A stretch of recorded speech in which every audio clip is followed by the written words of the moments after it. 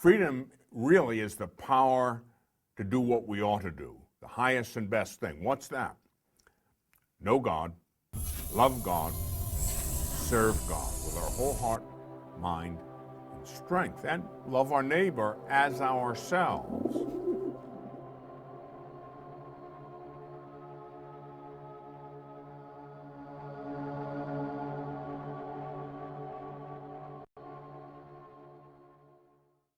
Greetings and God's blessing. This is Fr.J.Corapi with another episode for you of Weekly Wisdom. Seems like we just started, and we did actually a couple months ago, but we're already now up to episode number 11 of our Weekly Wisdom series. Last week I began what will be really a mini-series, one of the most important relationships that we have in theology, moral theology, the relationship between truth, freedom, and conscience. Last week we spoke about truth. This week we're going to speak about, I'm basing almost all of the material in this little mini-series. I don't make the stuff up. I don't need to reinvent the wheel. The church has given us beautiful teaching to help us, to form us, to give us, in a manner of speaking, signposts that point the way. Point the way where? To heaven. Very simple. Paragraph 1731 of the Catechism of the Catholic Church tells us freedom is power. Now that stop right there. If you want to know what authentic freedom is power, not just any power. Freedom is the power rooted in reason and will to act or not to act, to do this or that, and so to perform deliberate actions on one's own responsibility. By free will, one shapes one's own life. Human freedom is a force. Human freedom is a force for growth and maturity in truth and in goodness. It attains its perfection when directed toward God, our true happiness or beatitude. So, freedom is power. Another way of saying that is freedom the power to do whatever we want to do? No, that's absurd. And yet that is the very common underlying fallacious presupposition that exists in most of society today. You know, we kind of just assume. I've often said it, don't assume. Refer back to my old chemistry teacher in high school. He wrote it on the blackboard. Don't assume you'll make an ASS out of you and me. Don't assume that freedom is being able to do whatever you want to do. That's not freedom. Freedom really is the power to do what we ought to do, the highest and best thing. What's that? Know God, love God, serve God with our whole heart, mind, and strength, and love our neighbor as ourselves, out of love for God. Authentic human freedom is not the ability to do whatever we choose to do, nor is it the absolute power to choose from between opposites. In fact, authentic human freedom is the power to choose what is true and good. Freedom is diminished, compromised, and even lost by choosing what is false and evil. I'll tell you how you lose freedom. Abuse freedom. Abuse freedom, lose freedom. Paragraph 1732 of the Catechism says, as long as freedom has not bound itself definitively to its ultimate good, which is God, there is the possibility of choosing between good and evil, and thus of growing in perfection or of failing and sinning. This freedom characterizes properly human acts. It is the basis of praise or merit, blame or reproach. There's a very common misconception, I've often heard this, a very common misconception concerning free will or human freedom. Listen, if I ask you the question, are the angels and saints free? Or is the Blessed Mother free? Well, yeah. Do they have free will? Sure. Then if I said, can they sin? Because they have free will, right? And if I said, can they sin? A lot of people would say, well, yes, if they have free will, they can sin. Wrong. Wrong. The angels, Blessed Mother, the blessed in heaven, cannot sin. They cannot. Why? Because they have, through the proper exercise of their freedom, definitively bound themselves to the ultimate good, which is God. Their freedom is confirmed in goodness and truth. So, can an angel in heaven that's already passed the test, or a saint, could they sin? No. Why not? They're absolutely irrevocably fixed on God. And in that power and light and goodness of God, they just can't choose evil. Then they're not free. Yes, they're truly free. They're truly free. Listen, the more one does what is good and true, the freer one becomes. Now, if you want to understand authentic human freedom and not some contemporary error or social understanding of freedom, listen to this. The more you do what is good and true, the more your actions are in conformity with the truth and the good. Truth and goodness are names for God. Ultimately, what is truth? God. God is the truth in whom all truth subsists. God is goodness. God doesn't merely have truth or goodness. God is truth. God is goodness. So the more you act in accordance with this goodness, this truth, who is God, the more free you become. Jesus says, the man who sins becomes the slave of sin. That's one of the worst consequences of sin, the loss of freedom. People don't realize this, that when they get into certain things.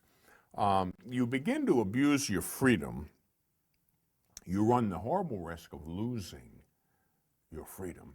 And Jesus didn't set the captives free so that they should live in slavery. No, he wants us to live in authentic freedom. Remember what freedom is? Power. It's the power to act in accordance with the truth and with goodness. But freedom makes us responsible. We are responsible for our acts to the extent that they are voluntary. Progress in virtue, knowledge of the good, and ascesis, penance, self-sacrifice, enhance the mastery of the will over its acts. The man who sins becomes the slave of sin. Once again, that's one of the worst consequences of sin. People think that they're exercising their freedom. I once had a talk with a young man who thought he had a perfect right to do drugs, Well, I'm a free human being. I have the right to do what I want to do. And I'm going to do these drugs. Makes me feel good. Not for long. Not for long. What happens? Through the abuse of his freedom, He's certainly physically free to do that. People are physically free to do this or that, good or evil. When you act in accordance with evil and a lie, you lose your freedom. So a drug addict, an alcoholic, someone addicted to something, they have lost their freedom. All the while loudly proclaiming that they're exercising their freedom. The abuse of freedom leads to the loss of freedom. Very, very important. So we're responsible for our actions. Actions have consequences. Imputability, guilt. Are we guilty or not? Is a sin imputable to us? Well, imputability and responsibility for an action, as the Catechism teaches us, can be diminished or even nullified by certain things. We call these things mitigating circumstances. In law, you have that concept of a mitigating circumstance. That's a circumstance which reduces the subjective culpability or guilt of an individual. Well, we have this also in moral theology. What are some examples of this? Well, ignorance, inadvertence. You don't mean to do it. You do something by accident. You didn't really intend to do it. You may not be culpable necessarily for the action. Duress. You're under duress. Someone's threatening you, and you do something under duress. That diminishes your culpability, your guilt. Fear. Habit. A habitual action, a sin, a vice, that a person is addicted to. They're just caught in the grip of this vice and they can't seem to break free. That can diminish the subjective guilt of the individual. But you have to be careful there, because in the beginning, you could have been negligent in falling into that sin in the first place. You didn't listen to mom when she told you not to do this or that. You did it, and then you did it again, then you did it again, and before you know it, you're in the vice-like grip of a vice, and you can't get free. You're enslaved. That's what Jesus said. Eternal truth said this. The man who sins becomes the slave of sin. So what's the enemy of freedom? Sin. Never forget that. The enemy of authentic human freedom is sin. The man who sins ultimately runs the risk of being enslaved to that sin. Freedom is exercised in relationships between human beings, obviously, as the church teaches us. Every human being created in the image and likeness of God has the natural right to be recognized as free and responsible. All owe to each other this duty and respect. The objective autonomy, or the autonomy of a subject of action, a person, that's what it means to be a person. You have a certain autonomy. We have to respect a person's freedom. Now, that doesn't mean that society can't regulate that. Freedom is not unlimited.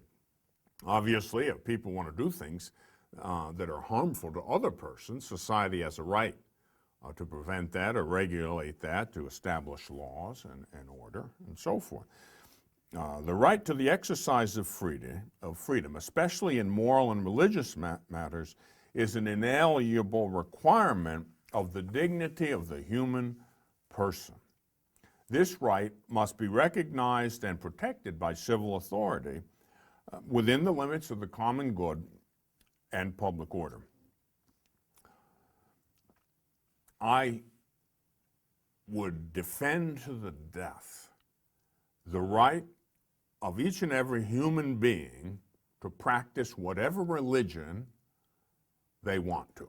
Now, knowing what I know, and what you know, we would pray and hope that they would come to what we know is the fullness of truth in our religion. But if God Himself doesn't force them we can't either. They have to come freely. What we can do is educate, be available, show them that. I've never really taken it seriously, any rejection of my preaching or teaching.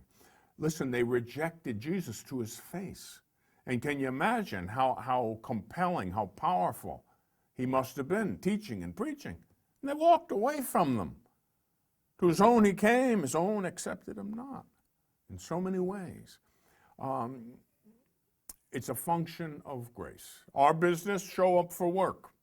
Be a good example. Give the teaching, give the example. If they accept it, that's a function of grace. Like St. Paul said, everything is grace. Everything is grace. So don't take it personally.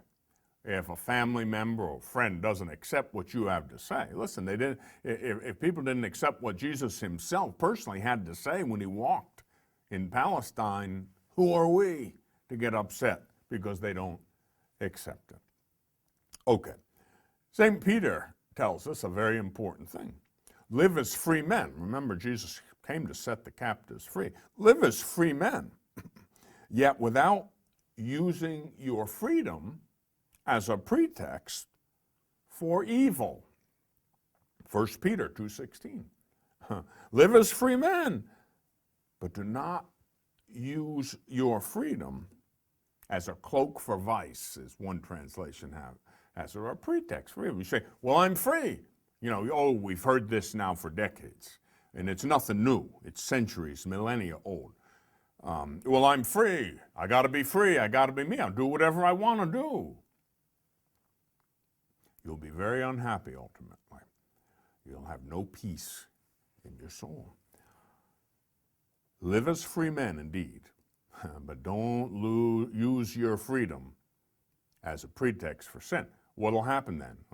You'll be enslaved, and then you won't be free at all. And remember what freedom is, power. You'll lose the power. Power to act in accordance with what is true and good. And these things are objective. They're not subjective constructs. We don't make them up as we go along. You have to have power to love God with your whole heart, mind, and strength. You have to have power to love your neighbor as yourself out of love for God. And by the way, you're not going to do the latter without the former. You will not love your neighbor in season and out of season, convenient or inconvenient, unless first you have that relationship with God established. I call that the vertical relationship. You've got to have that relationship with God first. Then you'll have the power to love your neighbor as yourself. It's not easy. And first things first, God first. Then you'll be able to love your neighbor. Don't leave God out of the equation because you're whistling Dixie, so to speak. If you do that, you're not going to make it. All right. Threats to freedom. Catechism talks about threats to freedom. Well, the exercise of freedom does not imply that we have a right to say or do everything.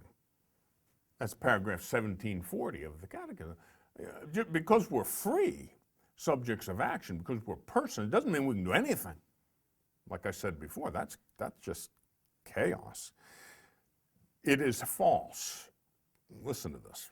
It is false to maintain that man, the subject of this freedom, is an individual who is fully self-sufficient and whose finality is the satisfaction of his own interests in the enjoyment of earthly goods. That's just plain false to maintain that.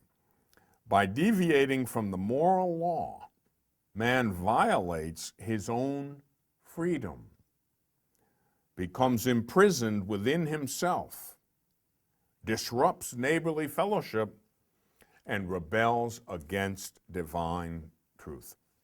Let me tell you it's almost a kind of a poetic justice, you could call it. You know, a lot of the people who scream from the rooftops that they've got to be left alone, that they're free, they can do what they want, they jump head first into the most horrible bondages. Oh, I got to be free, I got to be me. Back in the 60s, free love and the disintegration of traditional moral values. What happened? Became enslaved. Got enslaved to their own passions, enslaved to drugs, enslaved to so many different things, all in the name of freedom. And what happened? They lost their freedom. They're in bondage to so many things. As St. Paul tells us in his letter to the Galatians, for freedom, now this is, remember, authentic human freedom. For freedom, Christ has set us free. He came to set the captives free. How will we get free? The truth will make you free. But of course, in the mix, in the middle of this reality, is the one that Jesus calls a liar and the father of lies. Remember, truth will make you free. But the devil is a liar and the father of lies, a murderer from the beginning, Jesus says. And so we have enemies, spiritual enemies. If you leave out one element of the truth, you run the risk of losing all of it. There are pseudo-educated, pseudo-sophisticated people, even inside the church, who want to bracket out, reject, eliminate certain elements of the church's teaching, like the existence and activity of the devil and the fallen angels. That's a doctrine of the faith. You can't leave it out. If you don't believe in that, you're a heretic. In plain, straightforward, in-your-face language, you must accept the church's teaching, and that's part of it. We have spiritual enemies. It's a fight. Human existence is, as the Catechism says, dour combat with the forces of evil. It's a battle. Where the Spirit of the Lord is, the Holy Spirit, where the Spirit of the Lord is, there is freedom, 2 Corinthians. We glory in the freedom, the authentic freedom, of the children of God. And so, in order to be authentically free, grace is necessary. You've got to have grace. Without grace, we're not going to do what we need to do. Without grace, we're not going to exercise our free will in accordance with that which is true and good. In other words, in accordance with God. Okay. The grace of Christ is not in the slightest way a rival to our freedom, which some people think. The more docile we are to the promptings of grace, the more we grow in inner freedom and confidence during trials. So, recap. Relationship between truth and freedom. If you're truly my disciples, you'll continue in my word. You'll obey my commandments. You do what I tell you to do. Then you will be able to recognize the truth. You'll have ears for truth, eyes for truth. And that truth will make you free. Free with the glorious freedom of the children of God. And so now we come to our spiritual direction corner. I'm going to give you a few very simple little tips. Look, these things are not rocket science. They're easy. Any child can do these things. But look, do them. Don't let it go in one ear and out the other.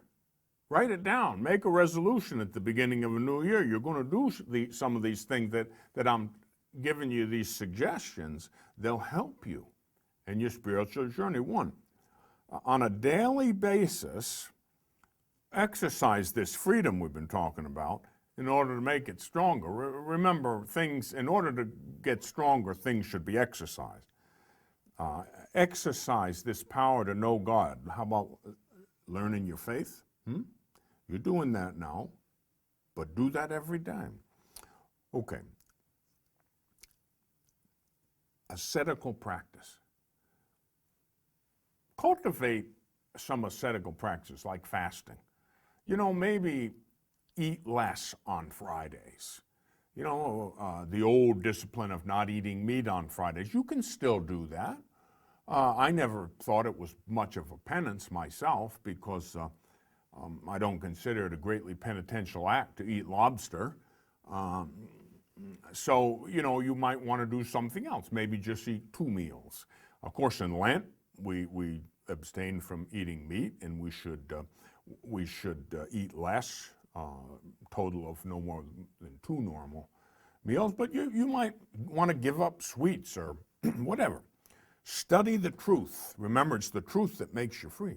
The truth equals Jesus. Jesus equals our faith. Study the catechism. Learn, grow in this truth, and that will help to liberate you, to make you free. Have a daily schedule which includes prayer and study. Be faithful to this. Discipline is a powerful, powerful ally to succeeding in anything, including our religion and the practice of it. Do these things, you'll grow. You'll grow in faith and strength. Until next time, this is Father John Corapi. God bless you, God love you, and goodbye.